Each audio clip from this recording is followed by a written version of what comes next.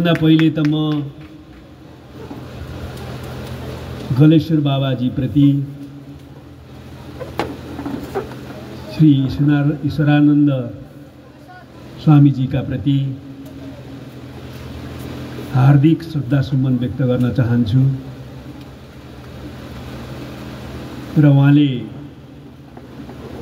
नेपाली समाजमा र मानव जातिमा जुन सज्ञानको प्रचार प्रसार गर्नुभयो र यो गलेश्वर आश्रम स्थापना गरेर त्यसलाई तीर्थस्थलको रूपमा पुनर्स्थापित गर्नुभयो, त्यसको निम्ति उहाँप्रति हार्दिक आभार एवं कृतज्ञता ज्ञापन गर्न चाहन्छु र यो ऐतिहासिक पुण्यस्थलको रूपमा तीर्थस्थलको रूपमा स्थापित भएर भक्तजनहरूलाई एउटा आस्थाको केन्द्रका रूपमा विकसित गर्दै सेवा समेत गर्दै अगाडि बढिरहेको गलेश्वर आश्रमको अझ बढी प्रभावकारी भूमिकाको निम्ति, यसको सुदृढीकरणको निम्ति, यसको उद्देश्यमा सफलताको निम्ति हार्दिक शुभकामना पनि दिन चाहन्छु। म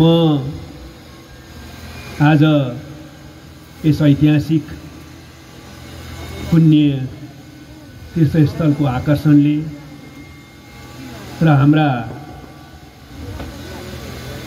महामण्डलेश्वर स्वामी आत्मानन्द गिरिजीको विशेष प्रेमले र मेरो भाइ राजेन्द्रजीको विशेष आग्रहले अत्यन्तै समयको चापको बीचमा म यहाँ आइपुगेको हुँ।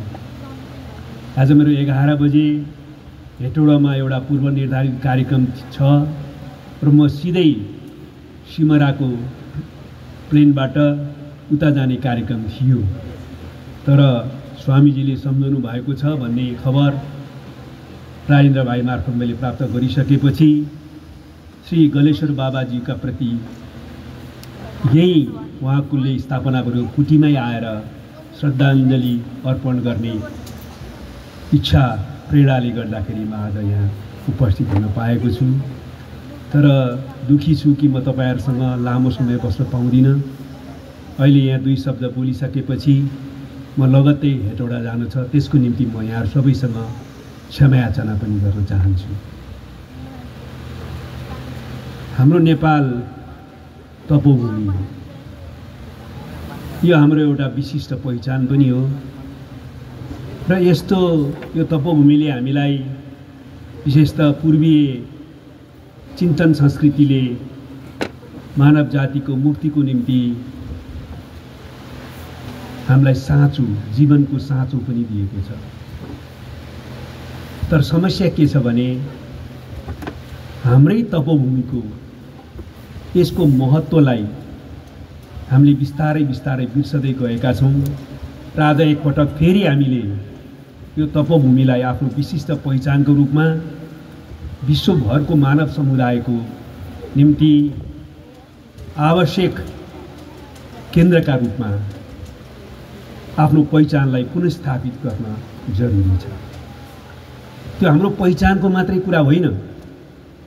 आज संसारमा मानिसहरू सामाजिक आर्थिक रूपान्तरण र भौतिक विकास र समृद्धिको यात्रामा अगाडि बढिरहँदा त्यसबाट मात्रै आनन्द र मुक्ति प्राप्त हुन नसक्ने भएको कारणले गर्दाखेरि आफ्नो स्वरूपान्तरण सहित मुक्त र आनन्द प्राप्तिको प्रक्रियामा कसरी अगाडि बढ्ने भनेर ज्ञानको खोजी गरिराखेका छन्, त्यो जीवन दृष्टिकोणको खोजी गरिराखेका छन्। त्यस बेलामा हाम्रो यो भूमिमा रहेका हामीहरूले आफूमै भएको ज्ञानको त्यो भण्डारबाट त्यो जीवन दृष्टिकोण र जीवन मुक्तिको साँचोलाई ग्रहण गर्न जरुरी छ र विश्व मानव समाजलाई पनि यसबाट उद्धार गर्ने र यसबाट मुक्तिको दिशातिर अगाडि बढाउने सहयोग प्राप्त होस्, त्यस दिशातिर हामीले अगाडि बढ्न जरुरी छ। तपाईहरुलाई थाहा छ होला, मैले जब गृह मन्त्रालयको जिम्मेवारी सम्हाले नेपालको आजको प्रमुख राष्ट्रिय कार्यभार सामाजिक आर्थिक रूपान्तरण, विकास र समृद्धि हो, आम जनताको जीवन फेर्नु हो, त्यसको निम्ति हामीले विकास र समृद्धिका अभियानहरू सञ्चालन गर्नुपर्ने छ र त्यसको निम्ति सुशासन अनिवार्य पूर्व शर्त हो। भ्रष्टाचार, लुट र ठगीका विरुद्ध अभियान सञ्चालन गर्नुपर्छ भनेर मैले कानुन र प्रशासनिक उपायद्वारा त्यो सुशासनको ठुल्ठुला अभियानहरू सञ्चालन गरेँ। तर मलाई के अनुभूति भयो भने यो प्रशासनिक र कानुनी उपायद्वारा मात्रै यो हल हुँदैन, त्यो त चाहिन्छ नै।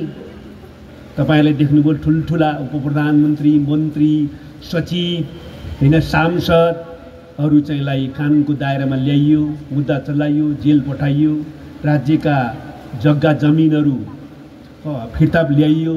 यो धेरै अभियानहरू हामीले सञ्चालन गऱ्यौँ। तर एउटा अनुभूति गहिरो गरी के भयो भने यो प्रशासनिक र कानुन उपायद्वारा मात्रै सुशासन स्थापित गर्न सकिन्न। मान्छेलाई फेर्ने एउटा अभियान पनि चाहिन्छ, त्यो सँगसँगै जोड्नुपर्छ। स्वरूपान्तरणको अभियान, आफूलाई चिन्ने र फेर्ने अभियान पनि सँगसँगै जोड्नुपर्छ।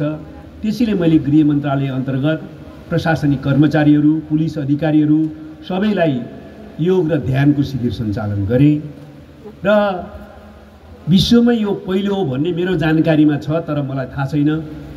अहिलेसम्म मलाई सूचना दिएअनुसार मैले औपचारिक रूपमा आधिकारिक निर्देशनै जारी गरेँ, लिखित निर्देशन कि पहिला काममा आएपछि अफिस आएपछि 15 मिनट ध्यान, त्यसपछि काम गर्ने र त्यो अभियान मैले गृह मन्त्रालयमा सञ्चालन गर्ने, जेलभित्र ध्यान कक्षहरू निर्माण गरेर ध्यान शिविरहरू सञ्चालन गर्ने र यो प्रक्रियासँग हामीले सुशासनलाई जोड्न सक्यौँ भने मात्रै त्यो दीर्घायु हुन सक्छ र सफल हुन सक्छ भन्ने मान्यताको आधारमा त्यो अगाडि बढाउन प्रयत्न गरेँ। आज मेरो एउटा मिसन चाहिँ नेपालको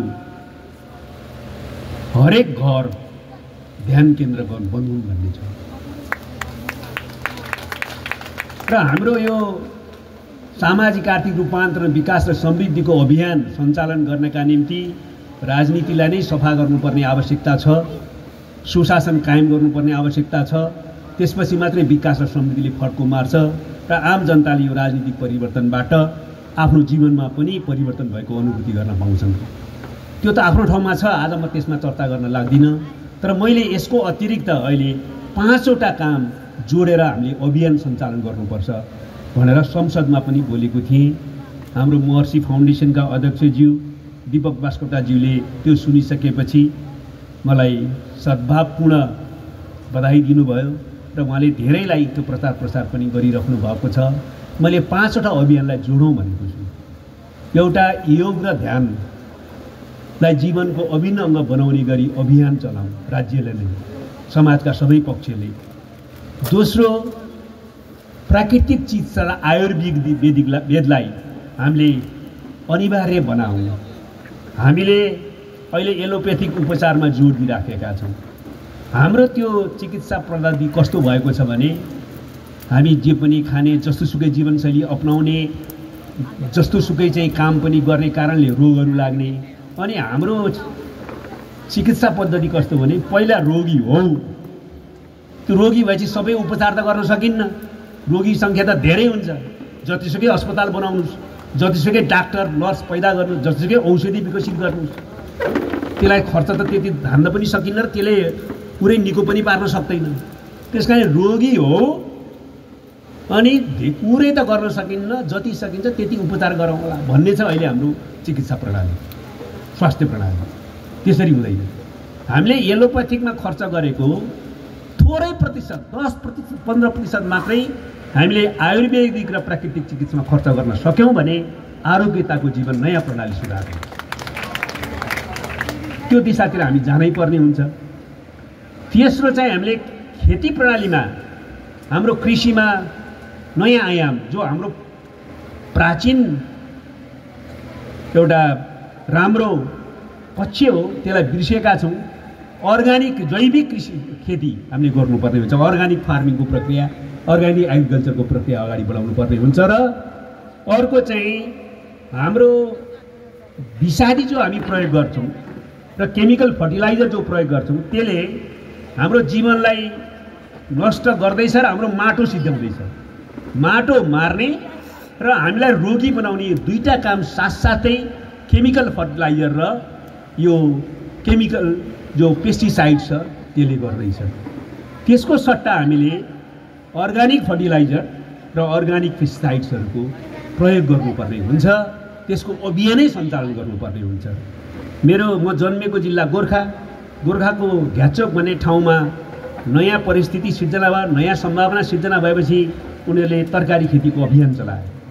तरकारी खेतीको अभियान त चलाए, तर केमिकल फर्टिलाइजर प्रयोग गर्नुपर्ने, पेस्टिसाइड्स प्रयोग गर्ने, केमिकल पेस्टिसाइड्स प्रयोग गर्ने हरेक घरमा अहिले क्यान्सर बिरामी छ। यही हो त हामीले गर्ने। त्यस कारणले गर्दा यो ढङ्गले जानुपर्छ। र अन्तिममा मेरो अभियानको अर्को पक्ष के हो भने जीवनशैली सुधार र भान्सा सुधार अभियान सञ्चालन गर्नुपर्छ। यो समग्रतामा एकीकृत ढङ्गले अगाडि बढाउन सकियो भने मान्छेलाई असल मान्छे बनाउन सकिन्छ, समाजलाई राम्रो समाज बनाउन सकिन्छ।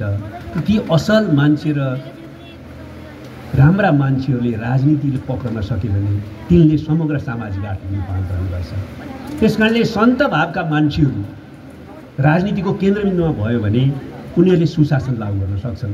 जसले राजनीतिलाई पेसा बनाएका छन् उनीहरूले सक्दैन। दुर्भाग्य, राजनीति चाहिँ अहिले राजनीति पेसा बनेका मान्छेहरूको हातमा छ। त्यसले गर्दाखेरि समाजमा विकृति र विसङ्गति फैलिएको छ, भ्रष्टाचार फैलिएको छ र जनताले दुःख पाइराखेका छन् र हाम्रो राष्ट्रिय अस्तित्वमाथि प्रश्न उठ्न खोजिराखेका छ। त्यसैले यो विषयमा हामी सबैले चिन्तन मनन गरौँ भन्ने अपिल गर्दै र फेरि एकपटक गलेश्वर बाबाप्रति श्रद्धाञ्जली व्यक्त गर्दै हाम्रो यस गलेश्वर आश्रमको अझ बढी सफलताको कामना गर्दै र महामण्डलेश्वर स्वामी आत्मानन्द गिरिज्यू, ज्ञानन्द स्वामीज्यू, नगर सभाई, स्वान्तहरूमाथि अभिनन्दन गर्दै बिदा हुन्छु। धन्यवाद।